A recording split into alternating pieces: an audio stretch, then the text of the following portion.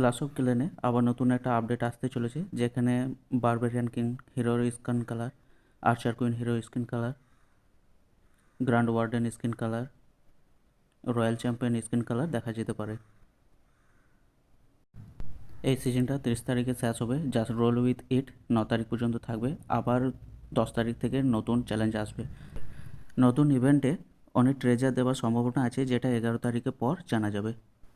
এছাড়াও একটা mini spotlight চালু করতে চলেছে, যেটা 14 থেকে 19 তারিখের পর পাওয়া যাবে। যাদের টাউন হল 10 আর তার ওপরে, এটা কেবলমাত্র তাদের জন্য অ্যাভেলেবেল।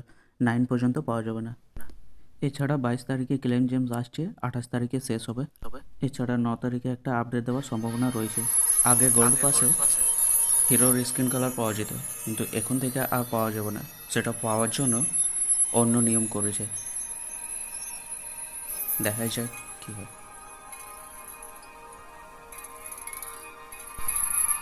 যারা গোল্ড পাসে স্কিন কালার না পাওয়ার জন্য খুশি নন, তারা যাতে স্কিন কালার পেতে পারে তার জন্য একটা নতুন ব্যবস্থা নিতে চলেছে। যারা বেশ সাজাইতে পছন্দ করেন তাদের জন্য এই কসমিক আইটেমটি।